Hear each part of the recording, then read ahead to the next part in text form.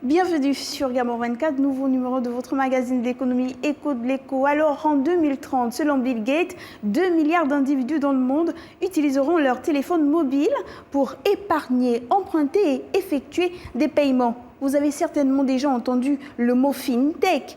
En Afrique, le mobile est devenu, grâce aux technologies FinTech, un outil puissant d'inclusion qui permet, en l'absence d'infrastructures bancaires, de recevoir des salaires et d'en verser, faisant sortir du secteur informel des pans entiers de la population africaine absente des statistiques officielles. Et c'est là que nous, on se pose de nombreuses raisons. Pourquoi les FinTech ont-elles pris une telle ampleur? Nous en saurons un peu plus tout à l'heure parce qu'il y a des questions qui se posent.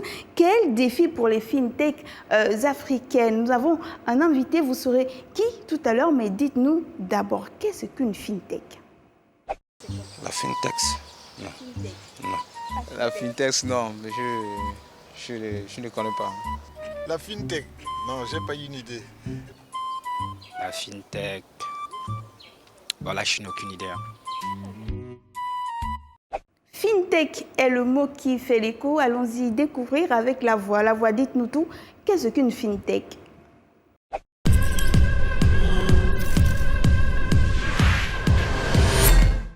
Bonjour à tous. FinTech désigne le secteur d'activité dans lequel évoluent les entreprises proposant des services financiers via les nouveaux moyens de communication et d'information. L'expression FinTech est une combinaison des mots technologie et finance. Les technologies financières ou FinTech sont utilisées pour décrire les nouvelles technologies qui cherchent à améliorer et à automatiser les services financiers. Un outil d'avenir dans le secteur de la FinTech qui aborde le traitement des données dans un réseau de personnes est la technologie blockchain. Pour la petite histoire, la FinTech est née de la révolution de l'Internet et du mobile et continue d'évoluer grâce notamment au cloud computing qui met à portée des personnes des techniques de gestion des données très sophistiquées. C'est un secteur en expansion qui continuera de grandir de plus en plus et plus rapidement à mesure que l'intelligence artificielle progresse. Retenons in fine que la FinTech est essentiellement utilisée pour aider les entreprises et les consommateurs à mieux gérer leurs opérations financières, mais aussi leur vie au quotidien en utilisant des logiciels et algorithmes sur ordinateur et smartphone.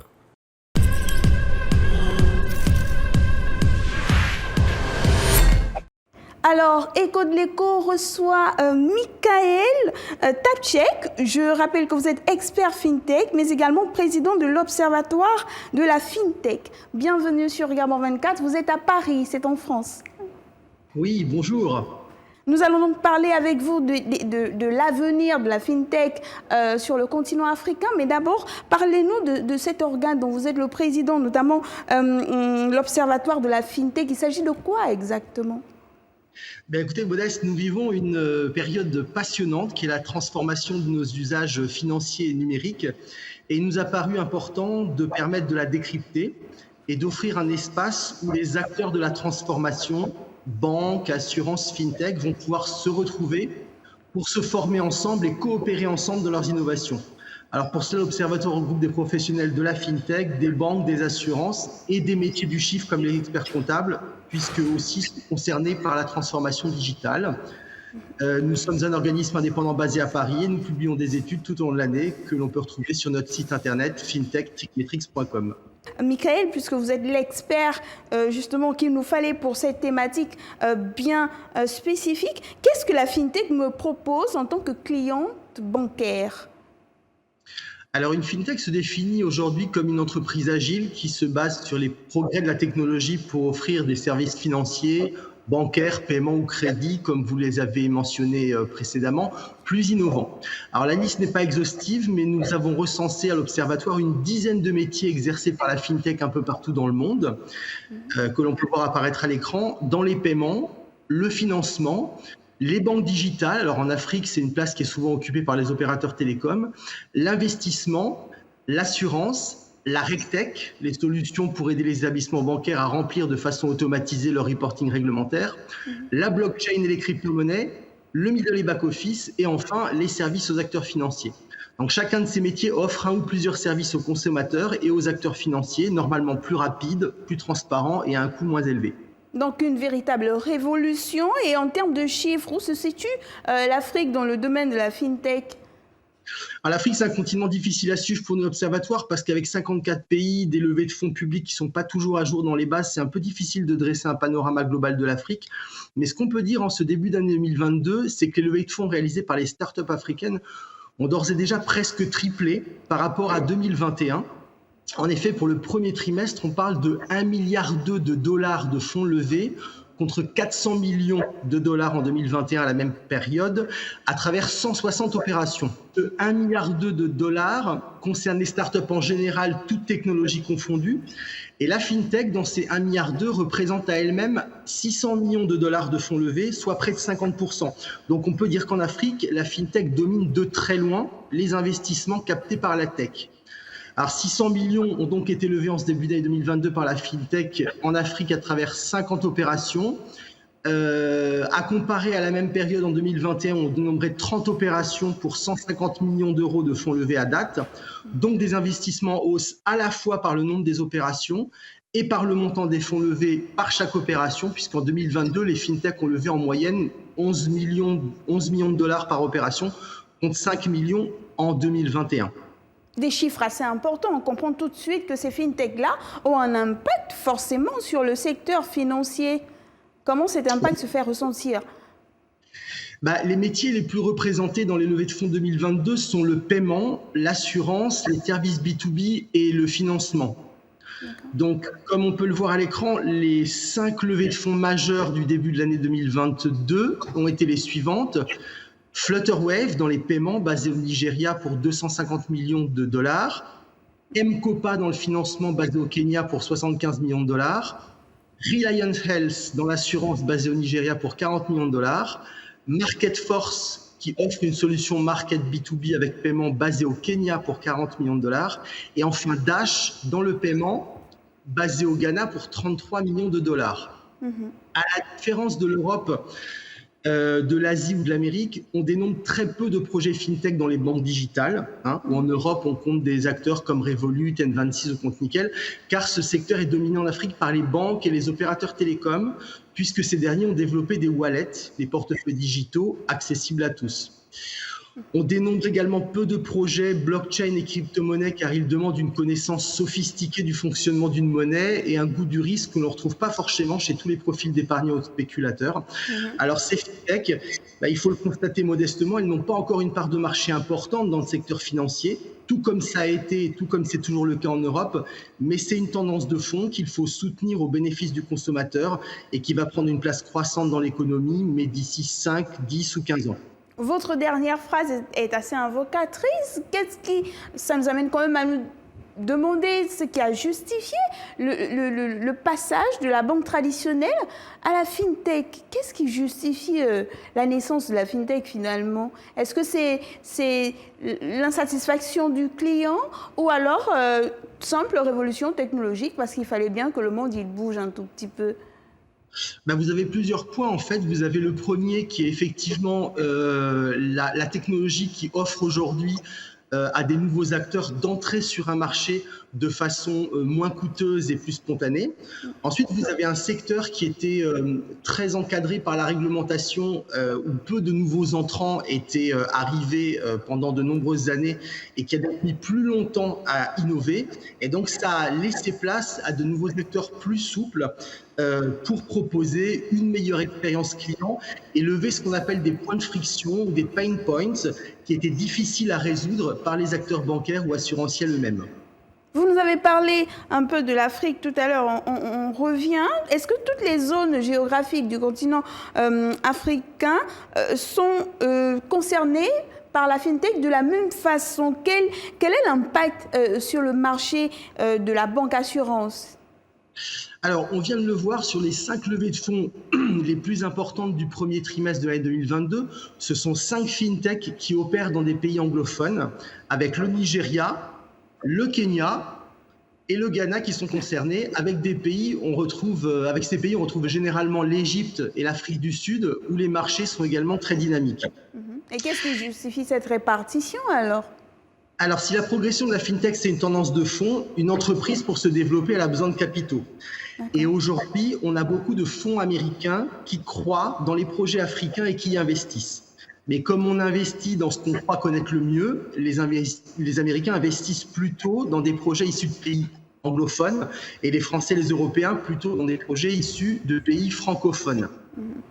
Et comme ce qu'on appelle les poches d'investissement, c'est-à-dire la capacité qu'ont les fonds d'investissement à investir, sont beaucoup plus importantes aux États-Unis qu'en France ou en Europe, on assiste aujourd'hui à des levées de fonds plus importantes dans les pays anglophones. Alors, il y a un autre facteur qui entre en jeu, c'est le goût ou l'aversion pour le risque. On en parlait tout à l'heure. On constate que les Américains ont plutôt le goût du risque, c'est-à-dire lorsqu'un fonds US investit dans 10 projets, il sait que la plupart d'entre eux ne va pas marcher. Mais si dans ces 10 projets, un seul marche très bien, il est prêt à prendre le pari car il sait qu'il est gagnant. À l'inverse, l'investisseur européen a un profil plutôt averse au risque et voudrait bien que pour 10 investissements, il y en ait au moins la moitié qui fonctionne. Et comme investir dans une FinTech, c'est un risque, cela présente à travers un certain nombre de facteurs un niveau de risque supplémentaire pour les investisseurs français ou européens sont moins présents que les investisseurs américains, d'où à l'heure actuelle cette impression de rythme un peu à 2 vitesses entre l'investissement dans les FinTech africaines basées dans les pays anglophones. Très bien, et vous nous parliez de l'impact sur le marché africain de la banque assurance. L'impact des FinTech. Quel est l'impact des FinTech sur le marché de la banque assurance finalement? Alors sur le marché de la banque, en fait, les FinTech vont être souvent des acteurs qui se situera entre la banque et le commerçant. Donc en fait, elles vont faciliter des transactions entre la banque ou l'opérateur télécom et le commerçant. Donc les FinTech ne vont pas remplacer les banques, mais elles vont permettre à une population qui n'est pas ou peu bancarisée d'avoir accès à ce qu'on appelle l'inclusion financière. Aujourd'hui, en fait, on parle de 70 à 80% des populations en Afrique qui ne sont pas bancarisées. Sur le marché de l'assurance, c'est différent. Ce sont des marchés beaucoup plus locaux, adaptés à la taille du pays et aux besoins des consommateurs. Aujourd'hui, en fait, on va voir essentiellement des produits liés à la micro-assurance, habitation, assurance éventuellement de crédit, pour lesquels les FinTech vont pouvoir prendre le relais si les assureurs eux-mêmes ne couvrent pas une partie de la cible commerciale. D'accord. Vous avez parlé des investisseurs européens et américains, et il y a à côté quand même les investisseurs africains. Qu'est-ce qui pourrait, comment pourrait bénéficier véritablement un investisseur africain? Comment pourrait-il bénéficier de la tendance FinTech? Alors pour investir, il faut lever des fonds soi-même à travers un véhicule de financement, ce qui est déjà le cas de nombreux investisseurs professionnels africains et qui va continuer à se développer. Mais pour développer sa capacité de financement, il faut avoir des succès, c'est-à-dire avoir réussi à vendre 10 fois plus cher ce qu'on a investi il y a 4 ou 5 ans. Donc c'est aussi une question de temps. Car en France ou en Europe, les fonds d'investissement récoltent aujourd'hui les fruits de ce qu'ils ont investi en 2017 ou en 2018 pour pouvoir aujourd'hui les réinvestir. Aux États-Unis, ça a commencé il y a bien plus longtemps, dans les années 2000, avec des investissements dans des réussites comme Facebook par exemple. Donc les gains des fonds étaient importants, voire spectaculaires, déjà il y a plus de 20 ans, et leur capacité à les réinvestir, donc des fonds américains, l'est d'autant plus. Donc pour les investisseurs africains, qui sont déjà à l'origine d'un tiers des fonds investis dans les startups africaines, ce qui est important, c'est une question de temps. Il faut investir dans de bons projets, les aider à faire de la croissance pour revendre ensuite sa participation plus chère et réinvestir après dans des projets plus importants. et apprendre à ne pas avoir peur du risque. Alors, l'innovation financière est extraordinaire en Afrique. On voit que c'est un véritable moteur de croissance. À elle seule, par exemple, les fintechs du continent ont levé environ, d'après certains chiffres, 1,3 milliard de dollars, soit plus de 780 milliards de francs CFA d'investissement sur l'année 2021. On ne sait pas si ça cadre un tout petit peu avec les chiffres que vous avez, mais c'est quand même un succès. Qu'est-ce qui justifie cet état de choses ? Oui, ça cadre bien avec les chiffres. Alors, les fintechs sont très bien valorisées aujourd'hui car elles offrent un fort potentiel de développement de marché. Tout d'abord, elles adressent un marché de niche non couvert par les banques où elles l'adressent mieux, avec une simplicité, une agilité que ne peuvent pas avoir les acteurs traditionnels, qui doivent répondre à la fois à une réglementation plus importante et faire face à des systèmes informatiques souvent anciens et qui n'aident pas vraiment à une évolution pour s'adapter aux enjeux des clients. Et surtout, les fintechs répondent bien aux objectifs d'investissement des fonds. Les fintechs ont une capacité à répondre à un problème client de façon agile et innovante. Dans le domaine de la banque et de l'assurance, il y en a un certain nombre. Un réel potentiel de marché, c'est ce qu'on appelle la taille du marché adressable. Elle est importante en Afrique parce qu'il y a un marché de plus d'1 milliard de consommateurs. Les fintechs ont une capacité à industrialiser une offre de services grâce aux technologies des plateformes aujourd'hui qui sont peu coûteuses. Et enfin, elles sont souvent ce qu'on appelle first mover, c'est-à-dire que celui qui est le premier à trouver un marché de niche à fort potentiel.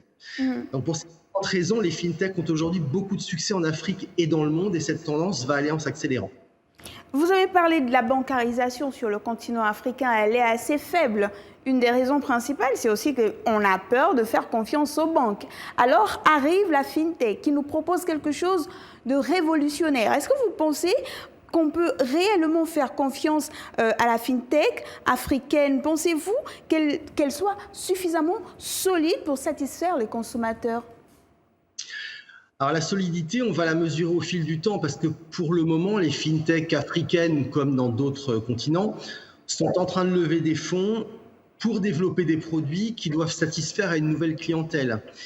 Et on va voir au fur et à mesure des années si cette clientèle d'abord est au rendez-vous, ensuite si elle croît de façon exponentielle et si elle permet finalement aux fintechs d'avoir un solide chiffre d'affaires qui sera amené à croître pour permettre ensuite de financer le développement de nouveaux produits et ainsi de suite. Donc la solidité des fintechs, on va pouvoir la mesurer dans le temps, mais il faut pour le moment être patient. Et pour faire confiance, il faut se baser sur cette solidité-là, vous pensez ? Oui, alors la confiance, c'est essentiel sur ce marché. Pour se développer sur un marché comme celui de la finance où finalement on brasse de l'argent, il faut ouvrir des gages de sécurité aux clients. Car c'est en effet lorsqu'on est un intermédiaire de paiement, comme par exemple Flutterwave au Nigeria ou Dash au Ghana, et qu'on encaisse de l'argent en provenance du wallet d'un client pour le reverser à un commerçant, et il faut que cet argent ne disparaisse pas au passage. Et pour cela, il doit être mis en sécurité le temps de la transaction. C'est pour cela qu'en Europe ou aux États-Unis, il y a une réglementation précise qui vient s'imposer aussi aux fintechs. En Europe, elle s'appelle la DSP2, la Directive des services de paiement. Et elle vient imposer une série de contraintes en fait aux fintechs pour s'assurer que les fonds collectés des wallets iront bien jusqu'au destinataire final, à savoir le commerçant, sans devenir propriété de la fintech et que celle-ci ne s'en serve surtout pas, par exemple, pour payer ses propres frais comme les salaires, les loyers. Il ne faut pas mélanger sa trésorerie propre avec ce qu'on appelle la trésorerie collectée ou encaissée pour compte de tiers. Alors, on peut arriver dans différents pays africains ce type de réglementation pour éviter ce qu'on vient de voir et qui peut entacher, si la fintech n'est pas capable de reverser les fonds, la confiance qu'on peut avoir en elle et surtout jeter le discrédit sur tout un marché jeune de l'innovation. Et il va être important que cette réglementation se développe pour protéger le consommateur, pour protéger les fintechs elles-mêmes d'un risque lié à l'utilisation des fonds qui ne leur appartiendraient pas.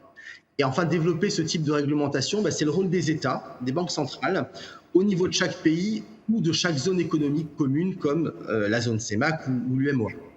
On dit que la fintech fait peur aux banques. Pourquoi on le dit? Et pourtant, c'est la révolution, c'est l'innovation. On va plus vite, on va vers un monde un peu plus dynamique, surtout qu'on a vu qu'avec la Covid-19, il y avait certaines contraintes. On nous a obligés à fonctionner d'une certaine façon. Mais les banques, elles ont peur de la fintech. Qu'est-ce qui justifie cette peur? Alors, les banques ont peur de la fintech? Oui et non. Oui, parce que les fintech apportent une certaine jeunesse dans un monde bancaire qui avait tendance à s'endormir et à arrêter d'innover. Et lorsqu'on arrête d'innover, d'autres prennent le relais, le créneau. Ça bouscule, et en cela, les banques peuvent au début être surprises de la concurrence des nouveaux acteurs que sont les fintech. Mais dans le fond, non. Les fintech ne font pas peur aux banques. Car les banques ont aujourd'hui ce que les fintech ne possèdent pas encore, à savoir une clientèle importante et qui leur fait confiance pour leur argent. Donc, pour l'illustrer, on a listé plusieurs critères pour qualifier les forces et les faiblesses des banques et des fintech les unes face aux autres. Alors, les banques offrent une grande variété de produits sur une surface géographique importante. Elles appliquent déjà une réglementation conséquente qui leur est depuis toujours imposée par les banques centrales et pour une clientèle qu'elles ont développée depuis plusieurs dizaines d'années. Les banques sont capables d'assurer la sécurité informatique des données de leurs clients. Elles ont la confiance de leurs clients, parce que même s'ils se plaignent dans les faits, les clients changent peu de banquier. Les banques ont une marque forte et sont souvent bien capitalisées avec des profits confortables, ce qui leur donne une solidité financière robuste. Là où le bas blesse, c'est qu'elles ont souvent des systèmes d'information anciens, assez peu capables, assez traditionnels. Voilà, pour s'adapter aux besoins des clients d'aujourd'hui et qu'elles ne savent pas tirer, grâce à cela, parti de la donnée client, qui est le véritable or noir de ce 21e siècle. Et c'est là qu'interviennent les fintech qui n'ont pas encore de clientèle importante, de marques connues, de solidité financière robuste et ainsi de suite, mais qui ont cette agilité. Et on voit bien là que c'est de complémentarité dont on parle et non de concurrence. Très bien. Et c'est bien un peu partout dans le monde, à savoir des coopérations banque-fintech au bénéfice in fine du consommateur final, qui est lui ravi d'avoir un meilleur service à moindre coût et auprès d'un acteur en qui il a confiance. Alors la dernière question, qui est la question de l'internaute, celle de Cliff depuis la Côte d'Ivoire, et sa question résume même notre émission. Dites-nous finalement, quels sont les défis de la fintech africaine? Alors, à mon sens, c'est un peu la somme de ce qu'on vient de se dire. Développer des produits financiers innovants pour attirer une clientèle en masse et des investisseurs. Et ma conviction, c'est que la banque de demain en Afrique sera un mélange d'ultra digital, basé sur le mobile d'abord, et d'ultra local, avec parcours client en boutique jusqu'à des shops décentralisés dans chaque village. Ensuite, il faut prouver qu'on peut faire confiance aux fintech en s'adaptant à la réglementation là où elle existe, ou en s'interdisant d'utiliser des fonds qui appartiennent à la clientèle. Ensuite, il va falloir croître en industrialisant les solutions qui ont un succès auprès de la clientèle. Et enfin, coopérer avec les acteurs traditionnels, les banques, en montrant qu'ils sont davantage partenaires que concurrents, car les fintechs ont besoin des banques pour grandir et les banques des fintechs pour innover. Voilà un message qui a le mérite d'être clair. Merci à vous, Michael Tapchek, voilà, expert fintech, mais également président de l'Observatoire de la fintech en France et en Europe. Je rappelle qu'on était avec vous, vous êtes à Paris, c'est en France. Merci d'avoir répondu à l'appel de Gabon 24. Merci, Modeste. Pour asseoir les fintechs africaines, il va falloir solidifier des infrastructures réglementaires dynamique. L'enjeu est de taille car l'innovation financière ne peut fonctionner à long terme sans la confiance des consommateurs. Normal, l'inclusion financière durable de centaines de millions d'Africains en dépend. Merci de nous avoir suivis. Restez sur Gabon 24 et surtout n'oubliez pas que le temps de la réflexion est une économie de temps. Au revoir.